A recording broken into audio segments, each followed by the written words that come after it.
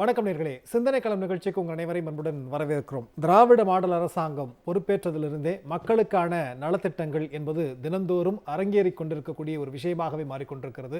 அது மட்டுமல்லாமல் முதலமைச்சருடைய இந்த தொலைநோக்கு திட்டங்கள் என்பது ஒவ்வொரு துறையிலும் ஆழ தடப்பதித்து அவர் செயல்பட்டு கொண்டே இருக்கிறார். அந்த வகையில் நேற்றைக்கு நடைபெற்ற மாற்றுத்திறனாளிகளுக்கான நலவாரிய கூட்டம் என்பது எந்த அளவிற்கு முத்தமிழறிஞர் கலைஞரை போன்று மாற்றுத்திறனாளிகளை நேசித்து அவர்களுக்கான உதவியை செய்ய வேண்டும் என்கிற நோக்கோடு முதலமைச்சர்கள் இருக்கிறார்கள் என்பது அந்த உரையின் மூலமாக நம்மால் புரிந்து கொள்ள முடிந்தது. குறிப்பாக அவர்களது மகிழ்ச்சியே எனது மகிழ்ச்சி என்று பேசினார். அது மட்டுமல்லாமல் மாற்றுத்திறனாளிகளுடைய வாழ்வில் நாம் ஏற்படுத்தக்கூடிய அந்த புதிய அத்தியாயம் என்பது வேறு எந்த அரசும் செய்திராத ஒரு அத்தியாயமாக இருக்க வேண்டும் என்றும் பேசியிருக்கிறார்.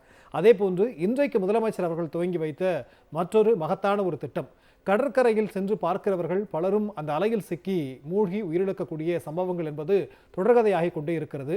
அதனை தடுத்து நிறுத்தும் நோக்கத்தோடு தமிழ்நாட்டில் இருக்கக்கூடிய 14 கடலோர மாவட்டங்களில் கிட்டத்தட்ட 1000 மீனவ இளைஞர்களை தேர்ந்தெடுத்து அவர்களுக்கான பயிற்சி, அதன் மூலமாக இந்த உயிரிழப்புகள் என்பது தடுக்கப்படும் என்கிற தொலைநோக்கு சிந்தனையோடு அப்படியான ஒரு திட்டத்தையும் துவக்கி வைத்திருக்கிறார். 2 விஷயங்களையும் நாம் வாதிக்க கடைபெற்றிருக்கிறோம். இன்றைக்கு நம்முடைய நிகழ்ச்சியிலே சமூக நலம் மற்றும் மகளிர் உரிமைத்துறை அமைச்சர் மாண்புமிகு பி. கீதாஜீவன் அவர்கள் இணைந்திருக்கிறார்கள். அது மட்டுமல்லாமல் டிசம்பர் 3 இயக்கத்தினை சார்ந்த பேராசிரியர் தீபக் அவர்கள் இணைந்திருக்கிறார்கள். மற்றும் சமூக ஆர்வலர் அருள்தாஸ், கடற்கரை உயிர் பாதுகாப்பு மீட்பு நிறுவனத்தில் இருக்கக்கூடிய திரு பரத் அவர்களும் இணைந்திருக்கிறார்கள். அனைவரை வரவேற்று நாம் நிகழ்ச்சிக்குள் செல்லலாம். அனைவருக்கும் வணக்கம். நான் முதல்ல கீதாஜீவன் மேம் கிட்ட ஆரம்பிக்க விரும்புகிறேன். முதலமைச்சருடைய அந்த நேற்றைய கூட்டம், மாற்றுத்திறனாளிகளுக்கான நலவாரியம், அந்த கூட்டத்தில் நீங்களும் பங்கெடுத்திருந்தீங்க. ஒவ்வொரு விஷயங்களா முதலமைச்சர் முன்னெடுக்கிற பார்க்குறீங்க. அவர் எந்த அளவிற்கு மிக அக்கறையோடு இந்த துறையை கையாளுறாரு? உங்களுடைய முதல் சுற்று பார்வை ப்ளீஸ்.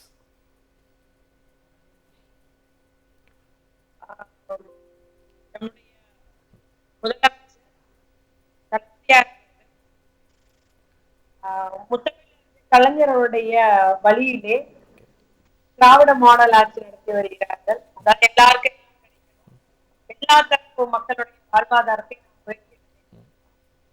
அவர்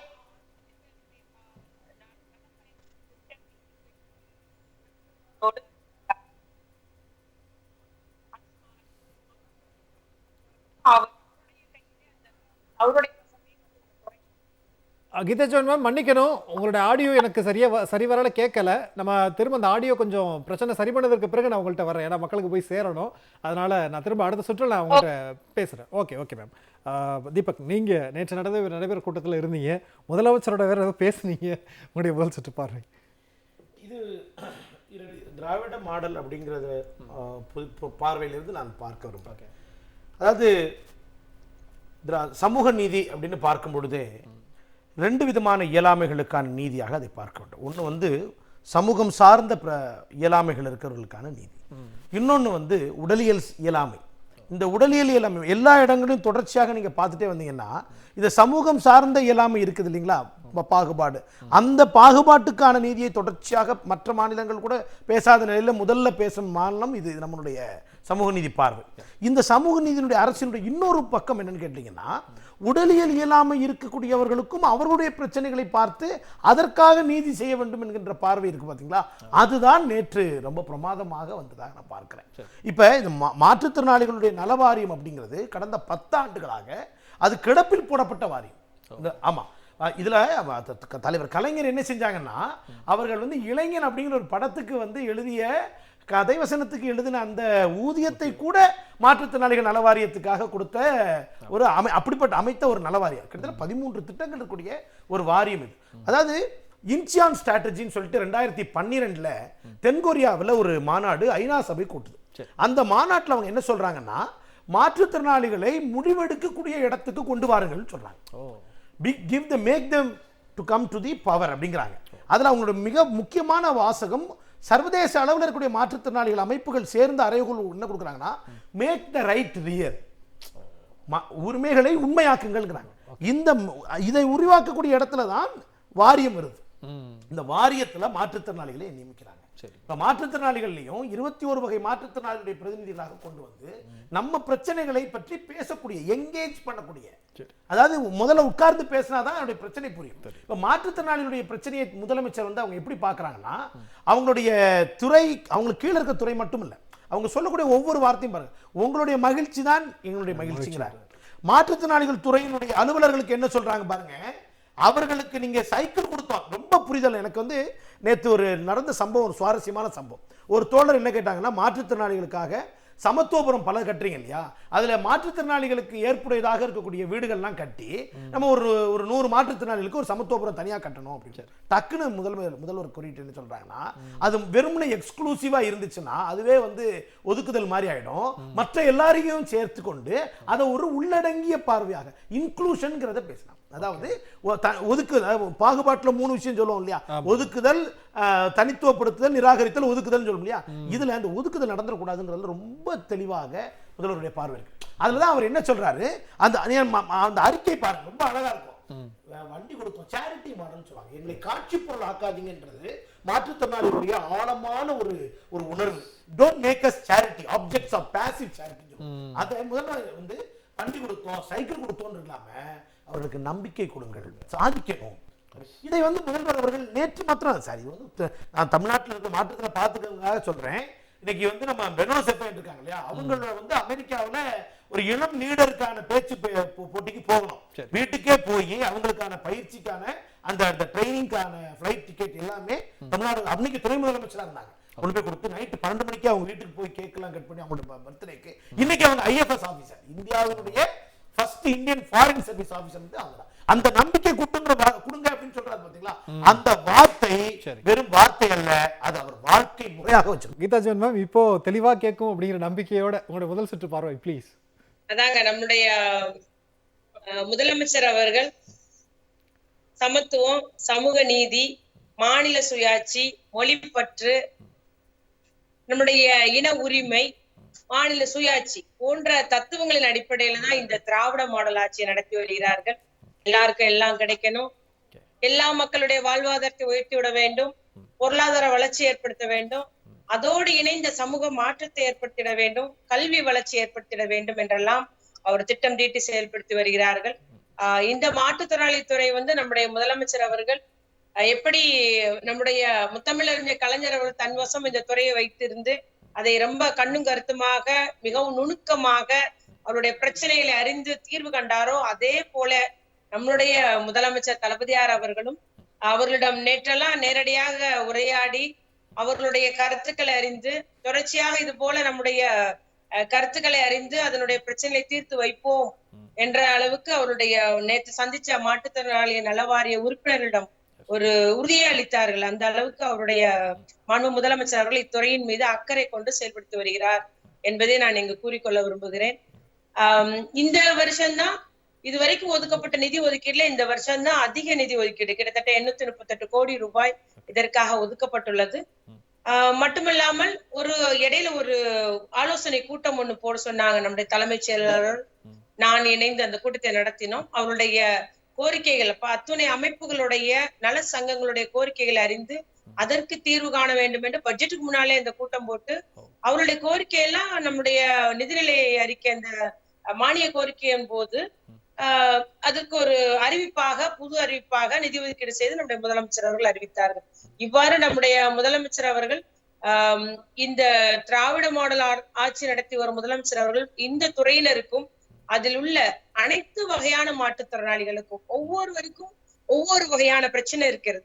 ஆகவே அதெல்லாம் அறிந்து அவர் செயல்படுத்தி வருகிறார். நேற்றைய தினத்தில் கூட ஒரு அரங்கம், ஒரு அதாவது ஒரு மாதிரி வடிவமைப்பு, என்னென்ன பிரச்சனைகள் இருக்கும், ஒரு மாற்றுத்திறனாளியா இருந்தார், அவருக்கு டாய்லெட் வசதி எப்படி இருக்கணும், அவரு ஒரு கை ஊனி எழும்பக்கூடிய அளவுக்கு எப்படி வசதி பண்ணும் அப்படின்ற மாதிரி ஒரு மாதிரி அருங்காட்சியகத்தை நம்ம ஆணையர அந்த வளாகத்திலே அமைத்துள்ளார்கள்.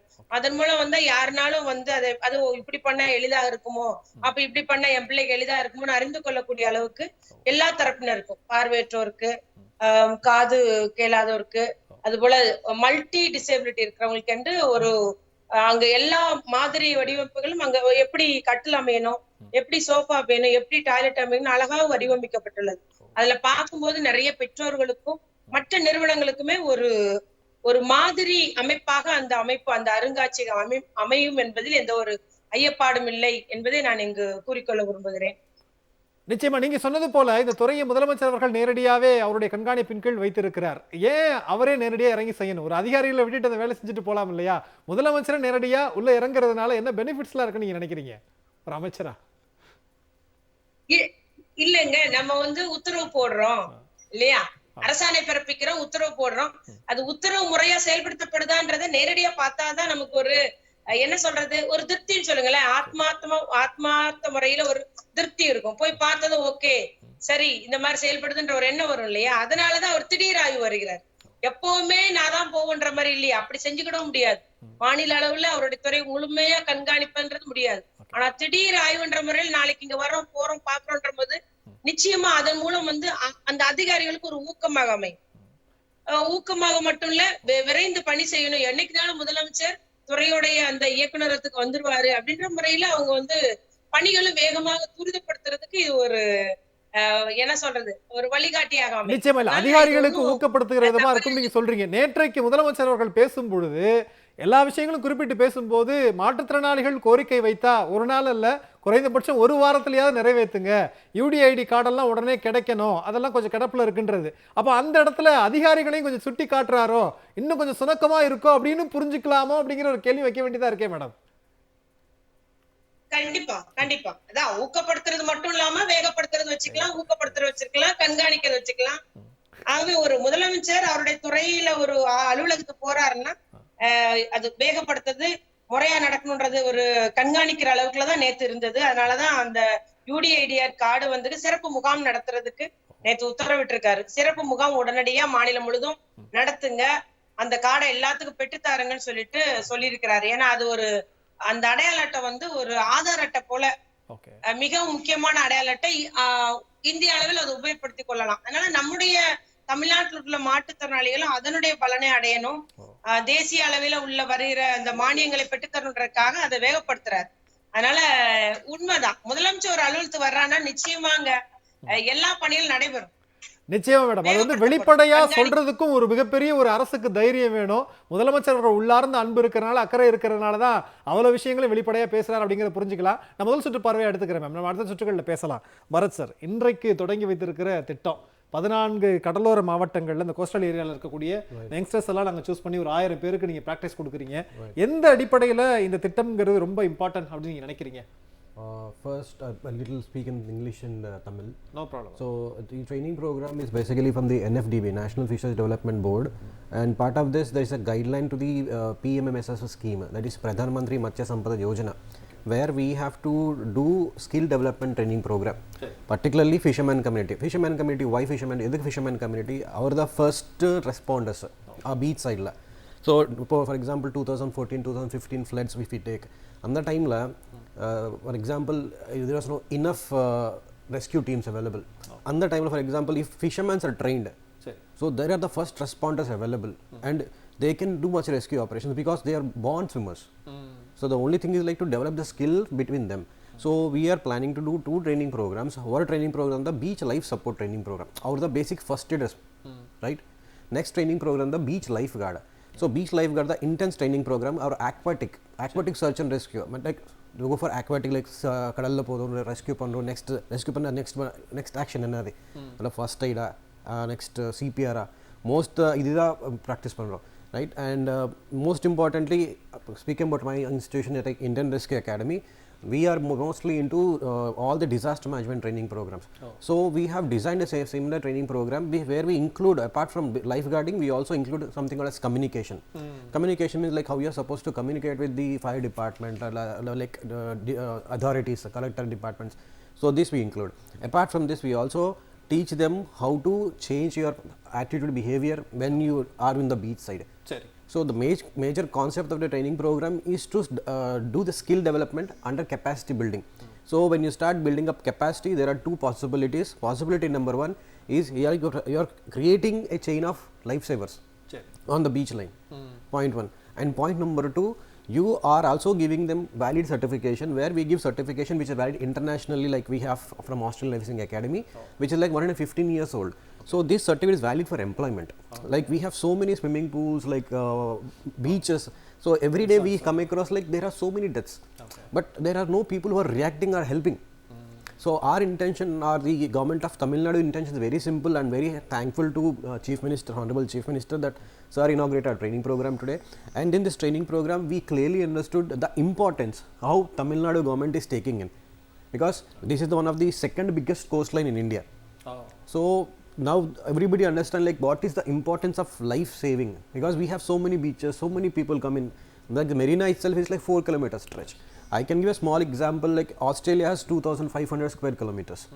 In 10 years, they have 500 deaths. But similarly, in Marina Beach, we have Marina Beach to like 14 km extension. In 10 years, we have 577 deaths. So this is the problem we are facing. And drowning prevention clearly says that India is one of the countries where people need to be educated in particularly disaster management and speaking about drowning prevention. So the main motto, intention of the training program is to develop fisherman community and also to try to provide them jobs, because we have so many swimming pools and resorts. So if we can take initiative and if we get help from the government, so that we can also put people for employment, because fishermen don't get that much money compared to olden days. So they also need some way of other employment. So this program also tries to empower them for future jobs, but maybe in India, abroad. So this is the major concept. நிச்சயமா கிட்ட ஒரு 3 முக்கியமான விஷயங்களை நீங்க சொல்றீங்க. அவங்கள தேர்ந்தெடுத்ததற்கு முதலுதவி எப்படி கொடுக்கணும், ஃபர்ஸ்ட் எய்ட் எப்படி பண்ணணும்ங்கற விஷயங்கள், டிசாஸ்டர் மேனேஜ்மென்ட் ஒரு பெரிய பேரிடர் காலங்கள்ல எப்படி செயல்படணும், அவங்களுக்கு ஒரு மிகப்பெரிய ஒரு வேலை வாய்ப்பாவும் இருக்குன்னு நீங்க சொல்றீங்க. எப்படி நீங்க சூஸ் பண்றீங்க? நிறைய மீனவ இளைஞர்கள் இருப்பாங்க, ஃபிஷர்மேன் யங்ஸ்டர்ஸ் வந்து இருப்பாங்க, 1000 மெம்பர்ஸ் அப்படிங்கும்போது எதன் அடிப்படையில் நீங்க சூஸ் பண்றீங்க? சார் இது நான் சூஸ் பண்ணல sir. Our department is not choosing. That is decided by the local authorities. Our select பண்ற like age group இருக்கு, like 18 to 32 years. So our decide பண்ண age groupல okay ಈ particular village இருக்கு, ಈ villageல like landing spots, they got more landing spots, or you got more tourist visit. So that is the major problem. Normal beaches la there is no crowd, no problem, but where பெரிய beaches we are getting more crowd. So that is the problem where you do have more disasters happening. So the authorities from the fisheries, the district wise, they are deciding and they are selecting the candidates. And after that, before we do our lifeguard training program, there is a preliminary test. That test is like 500 meters in the time you have to finish panna. Right, 15 minutes or target irukka, finish minutes ni finish pandro, appoda ni qualification. Next ni lifeguard course lo like you have to come the course. So we have basic criteria qualification where they are qualified. If they are qualified, we are taking. So first aid and all, normal person anybody can do, but lifeguard, they have to be swimmers and they have to be having normal skills, and our duty is to improve more skills. நிச்சயமா. இப்போ இந்தியாவுல இருக்கக்கூடிய ஸ்டேட்ஸ்ல வேற ஏதாவது ஒரு ஸ்டேட்ல இந்த மாதிரியான பிளானிங் ப்ரோக்ராம் வந்து இருக்கா? No sir, this is the first. That's what I'm saying. So, Tamil Nadu government, I'm very much thankful to Tamil Nadu government, because our chief minister has taken initiative and started the first and foremost training program for fisheries. And this is the impact which Tamil Nadu government can create on the whole country.